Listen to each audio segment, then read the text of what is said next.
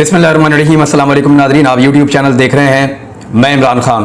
मैंने आपसे पहले भी कहा था कि अदलिया को इंसाफ देने के लिए और आइन पर अमल करवाने के लिए इस दफ़ा पब्लिक की सपोर्ट की ज़रूरत होगी, ख़ास तौर पे वकला की सपोर्ट की ज़रूरत होगी। वो इसलिए कि PDM की जो जमातें इस वक्त आइन पाकिस्तान के साथ खिलवाड़ करना चाह रही हैं, जो जमातें इस वक्त अदलिया को तकसीम करना चाह रही हैं, उनको एस्टेब्लिशमेंट की मदद हासिल है। और जब सियासी जमातों को एस्टेब्लिशमेंट की मदद हासिल हो तो वो इदारों को भी दबाती हैं, मुखालिफिन को भी दबाती हैं, इंसानी हुकूक की पामाली भी कर सकती हैं। उस वक्त ताकत उनके साथ होती है। बहरहाल अवाम को और वकला को अपना रोल प्ले करना पड़ेगा। सिर्फ पाकिस्तान तहरीक इंसाफ ये नहीं कर पाएगी। वकला और सिविल सोसाइटी खड़े हो गए हैं। सबसे पहली जो बड़ी खबर है वो ये है कि एक गोल मेज कॉन्फ्रेंस शुरू करने का फैसला किया गया है। ये जो गोल मेज कॉन्फ्रेंस है इसको बुलवाया गया है और ये होगी 15 तारीख को। इसका अनाउंसमेंट कर दिया गया है। इसमें एतजाज एहसन साहब ने जो अनाउंसमेंट किया, उन्होंने वकला को पुरअमन एहतजाज की कॉल भी दी है और साथ ही साथ उन्होंने कहा कि मुख्तलिफ नारे अब आप लोगों को दिए जा रहे हैं, उनके बैनर्स और पोस्टर्स आप बनाकर लाएं। हम मुल्क बचाने निकले हैं, आओ हमारे साथ चलो, चीफ तेरे जान सार बेशुमार बेशुमार, नजरिया ज़रूरत नामंजूर। तफसीलात के मुताबिक जो गोल मेज कॉन्फ्रेंस है ये 15 अप्रैल को लाहौर में मुनक्कद की जाएगी। लतीफ़ खोसा साहब इसकी क़यादत करेंगे।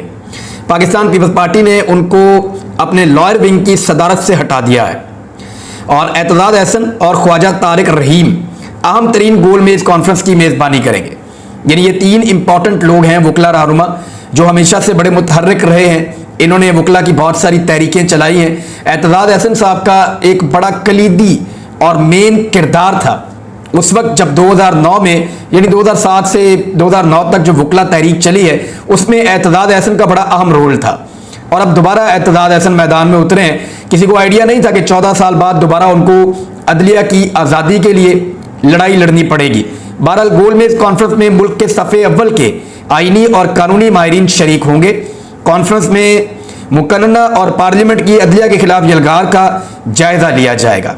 आइनी और कानूनी माहिरीन रियासती सतह पर आइन से इन्हिराफ की कोशिशों का तज्जिया करेंगे। इसके अलावा कॉन्फ्रेंस में दस्तूर और कानून की दुरुस्त ताबीरात से मुताल्लिक तज्जिया किया जाएगा। ज़राए के मुताबिक सुप्रीम कोर्ट के जजेस के खिलाफ सरकारी वसाइल से यलगार के असरात पर तज्जिया किया जाएगा। कॉन्फ्रेंस के इख्तिताम पर मुफस्सल एलामिये से आइंदा के लाया अमल का भी ऐलान किया जाएगा। यानी अगर ये वकला रहनुमा वहाँ पे तय कर लेते हैं गोल मेज कॉन्फ्रेंस में कि अब वकला की एक तहरीक चलेगी, तो वकला की जो तमाम बार्स हैं वो इसके साथ इकट्ठी हो सकती हैं और इकट्ठी होने के बाद वकला की एक तहरीक सुप्रीम कोर्ट ऑफ पाकिस्तान के हक में शुरू हो सकती है। लेकिन इससे पहले ही एतजाज एहसन साहब ने वकला को पुरअमन एहतजाज के लिए 11 बजे की कॉल दे दी है और उन्होंने कहा कि पुरअमन तरीके से वकला अपना एहतजाज रिकॉर्ड करवाना शुरू करें। एक और बड़ी डेवलपमेंट है वो भी मैं आपको बता देता हूँ, लेकिन ये बहुत ज़रूरी है। देखें, सुप्रीम कोर्ट ऑफ पाकिस्तान को सपोर्ट मिलना बहुत ज़रूरी है क्योंकि एस्टेब्लिशमेंट PDM की जमातें, पाकिस्तान का 95% मीडिया और बहुत सारे माफियाज वो एक पेज पर हैं कि आईने पाकिस्तान अगर कहता भी है कि इलेक्शन करवाने हैं तो इलेक्शन नहीं करवाने, क्योंकि जिनको रजीम चेंज ऑपरेशन के नतीजे में निकाला गया है वो अगर वापस आ जाते हैं तो मकसद फौत हो जाएगा और वापस आने के बाद लोग सवालात भी पूछेंगे तो मुश्किलात पैदा हो जाएंगी। डील करने की कोशिश की गई इमरान खान साहब से, तो उन्होंने कुछ चीज़ों के ऊपर तो उन्होंने कहा कि जो मेरे साथ ज़ाती तौर पे हुआ उसको तो मैं माफ़ कर दूंगा, लेकिन जो कुछ इस मुल्क के अंदर किया गया रजीम चेंज ऑपरेशन के बाद उसको तो माफ़ नहीं किया जा सकता। उनका एक और मौक़िफ़ है कि जिन्होंने इस मुल्क में चोरी, जिन्होंने इस मुल्क में डाके डाले, जिन्होंने करप्शन की, उनको मैं माफ़ नहीं कर सकता।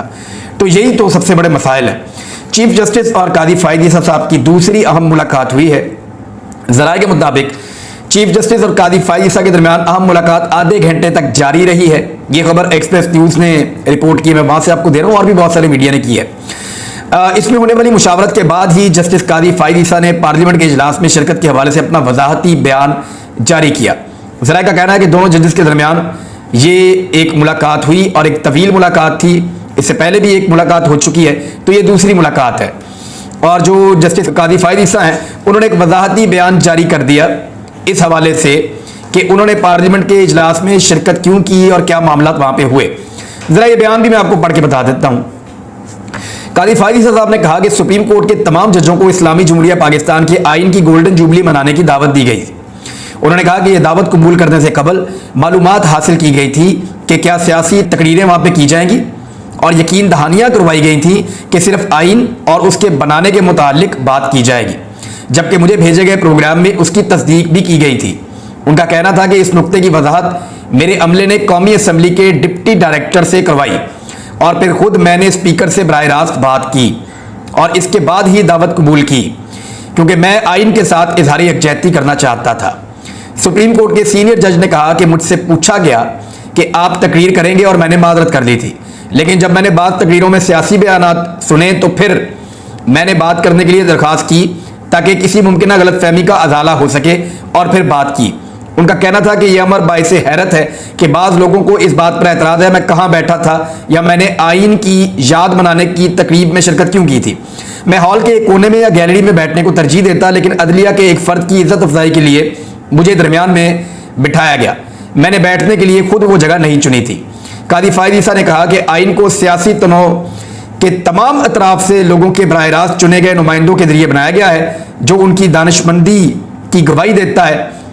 इसने कामयाबी के लिए बानी के नस्बुल ऐन, इत्तेहाद, यकीन और नज़म की तौसीक की है और साबित किया है कि अगर लोगों के मफाद को मुकद्दम रखा जाए तो सबसे ज़्यादा गुंजलक मसाइल भी इखलास और जज्बे के जरिए हल किए जा सकते हैं।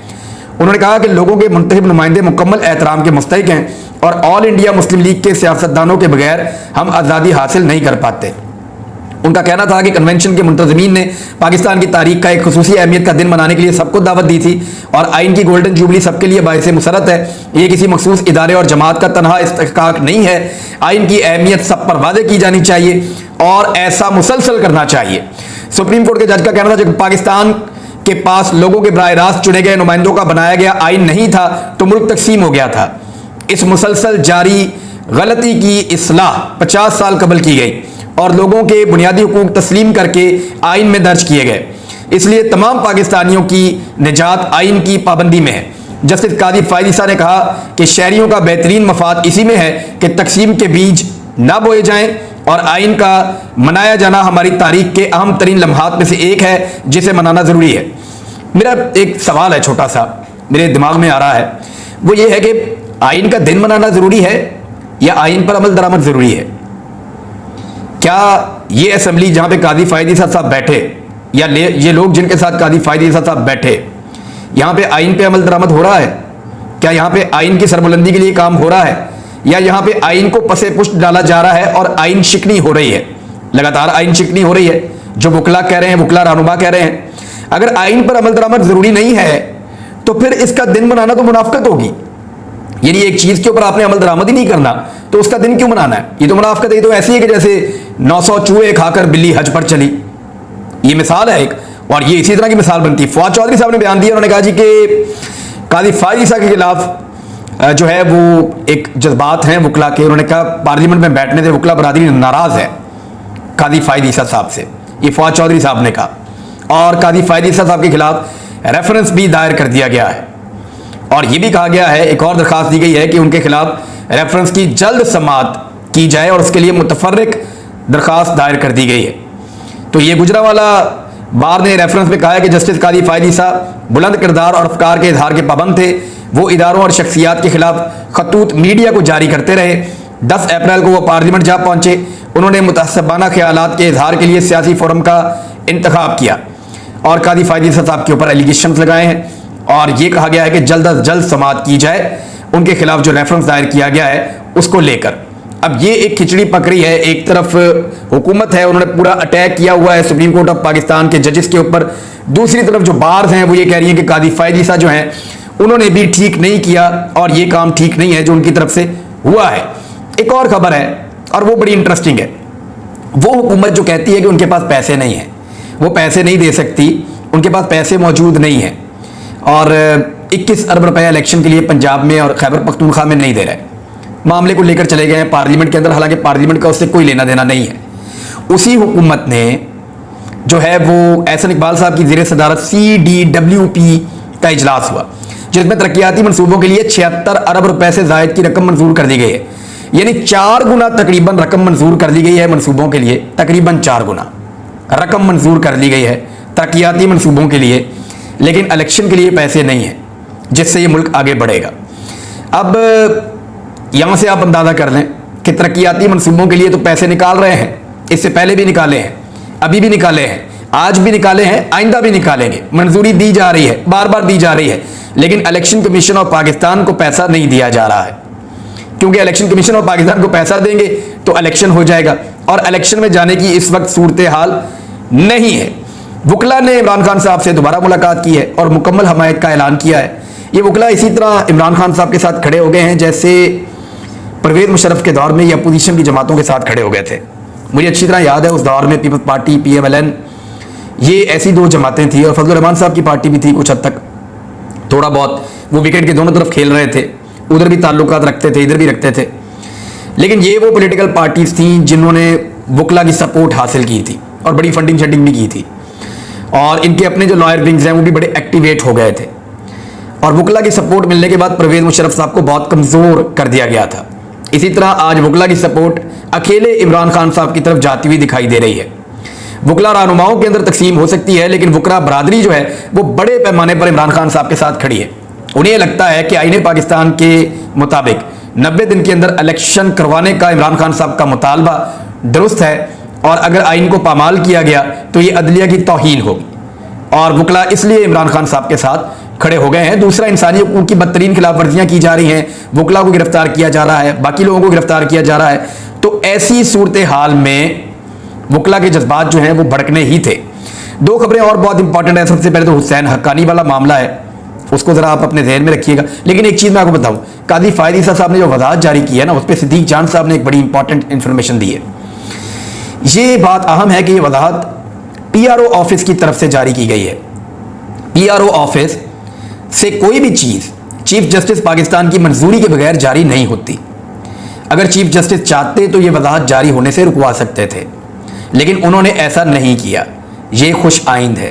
यानी कादी फ़ायद ईसा साहब की जो बात हुई है चीफ जस्टिस ऑफ पाकिस्तान से, मेरे ख्याल में वहाँ पे कुछ अदलिया के अंदर जो एक तकसीम पैदा करने की कोशिश की जा रही थी, उस पर कुछ हद तक दोनों साहिबान ने, सीनियर जजेस ने मिलकर, एक अभी चीफ जस्टिस हैं, एक आने वाले चीफ जस्टिस हैं, तो दोनों ने मिलकर ऐसा लगता है कि कुछ कंट्रोल किया है, और उसके बाद ये वज़ाहत जारी हुई है और चीफ जस्टिस ऑफ पाकिस्तान की मर्जी से जारी हुई है। अब आ जाए हुसैन हक्कानी के मामले पे। अफवाज पाकिस्तान या ISPR का डिपार्टमेंट वो हमेशा सहाफ़ियों को ये बताता था कि हुसैन हक्कानी ये गद्दार है और उसने पाकिस्तान की फ़ौज के खिलाफ साजिश की थी। मेमोगेट स्कैंडल का भी नाम लिया जाता था और बार बार हुसैन हक्कानी को चैलेंज किया जाता था कि पाकिस्तान आओ, और ये चैलेंज आसिफ गफूर साहब ने भी किया था। उन्होंने कहा कि हुसैन हक्कानी यहाँ आए और बताएं दहशतगर्दों के ठिकाने कहाँ हैं। ये इसलिए कहते थे कि हुसैन हक्कानी को पाकिस्तान में गिरफ्तार किया जा सकता था, उनके ऊपर मुकदमात थे, और पाकिस्तान में उनको एक गद्दार डिक्लेयर किया गया था पाकिस्तान की अफवाज की जानिब से। और बार बार ये बातें ISPR की जानिब से हमें सुनने को मिलती थी, ऑन द रिकॉर्ड भी, ऑफ द रिकॉर्ड भी, और उनके ऊपर केसेस भी थे, और फिर जिस तरह वो पाकिस्तान से हुसैन हक्कानी को जाना पड़ा। लेकिन अब बात यह है कि हुसैन हक्कानी ने क्लेम किया है कि जनरल बाजवा खुद बताएं कि वो मुझसे मिलने क्यों आए थे।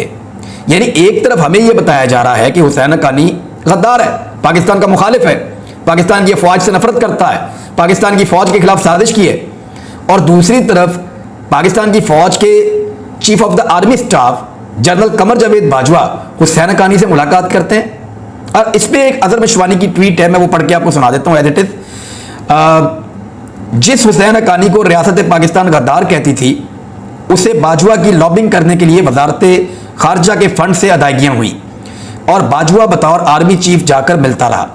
इसी बात पर जनरल बाजवा का कोर्ट मार्शल कर देना चाहिए, ये अजहर मशवानी साहब ने कहा। वैसे इसके ऊपर इंक्वायरी होनी चाहिए कि एक शख्स के बारे में अफवाज पाकिस्तान में इस किस्म के जज्बात थे, कैसे हो सकता है कि वो शख्स जो है आर्मी चीफ से मुलाकात कर रहा हो और बाद में उनकी तारीफें भी कर रहा हो। G20 इजलास श्रीनगर में होगा 22 से 24 मई के दौरान।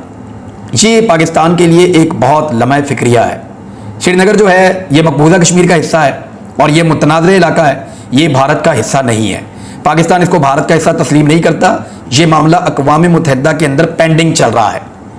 ये पाकिस्तान की रियासत का एक बहुत बड़ा फेलियर होगा अगर श्रीनगर के अंदर G20 इजलास हो जाता है। तो ये G20 है क्या, जरा थोड़ा सा आप समझ लें। यानी पाकिस्तान क्या ऐसा कोई इजलास या कोई ऐसा आलमी फोरम पाकिस्तान आज़ाद कश्मीर में या गिलगित बल्तिस्तान में मुनक्कद कर सकता है?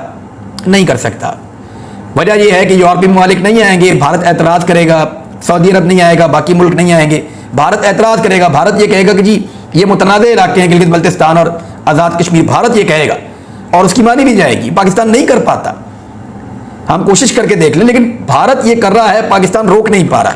खारजी सतह पे ये पाकिस्तान की सबसे बड़ी नाकामी हो सकती है अगर 22 मई से 24 मई के दौरान मकबूजा कश्मीर के दारुल हुकूमत श्रीनगर में भारत ने G20 का इजलास कर लिया। तो चीन ने यह खबर दी है बीजिंग से कि चीन और पाकिस्तान को नजरअंदाज करते हुए भारत ने श्रीनगर में G20 इजलास बुला लिया।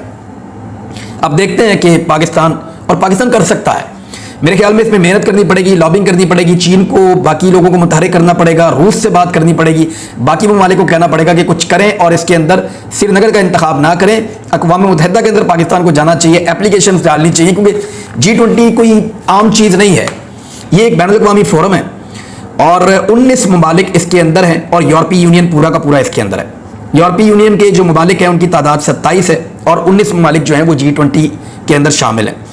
ये किन चीज़ों पे काम करते हैं? तो ग्लोबल इकोनॉमी के ऊपर काम करते हैं, फाइनेंशियल स्टेबिलिटी के ऊपर काम करते हैं, क्लाइमेट चेंज यानी मौसमियाती तब्दीलियाँ उनके ऊपर काम करते हैं और सस्टेनेबल डेवलपमेंट तरक्याती जो मनसूबे हैं उनके ऊपर भी काम करते हैं।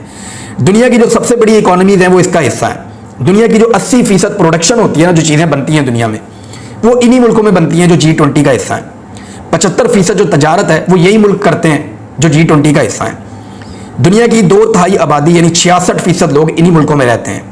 दुनिया की 60% ज़मीन जो है वो इन्हीं मुल्कों के पास है G20। तो ये बहुत बहुत इम्पॉर्टेंट है और इतनी इम्पॉर्टेंट कॉन्फ्रेंस का या इजलास का वहाँ पे होना श्रीनगर में, पाकिस्तान को इसको रोकना चाहिए, हर हाल में रोकना चाहिए। इसमें जो ममालिक है मैं आपको बता देता हूँ, इसमें Argentina, Australia, Brazil, Canada, China, France, Germany, India, Indonesia, Italy, Japan, Mexico, South Korea, Russia, Saudi Arabia, South Africa, Turkey, United Kingdom यानी यूके और यूनाइटेड स्टेट्स और उसके बाद यूरोपीय यूनियन, ये इसके मेंबर्स हैं। आखिरी खबर अली अमीन गंडापुर के हवाले से है। अली अमीन गंडापुर का 2 रोज़ा जिस्मानी रिमांड जो है वो उसके ऊपर पुलिस के हवाले उनको कर दिया गया है, लेकिन मुकदमे में से दहशतगर्दी की दफात हज़फ कर दी गई हैं। ये एक उनकी कामयाबी है और उम्मीद है जैसे बाकी सियासी कारकुन रिहा हुए हैं वैसे ही अली अमीन गंडापुर भी रिहा हो जाएंगे। उनके बारे में कुछ लोगों ने बड़ी अजीबोगरीब खबरें दी कि वो राज उगल रहे हैं, बड़ी बड़ी चीज़ें बता रहे हैं, तो मैंने अपने तौर पे पता किया ऐसा कुछ भी नहीं है। और शहबाज गिल के ऊपर भी ऐसे एलिगेशन लगाए गए, फिर अली अमीन गंडापुर के ऊपर भी ऐसे एलिगेशन लगाए गए, लेकिन मैंने देखा कि इमरान खान के साथियों ने बड़ी रेजिलियंस का मुजाहरा किया। अब तक के लिए इतने, अपना ख्याल रखिएगा, अपने चैनल का भी।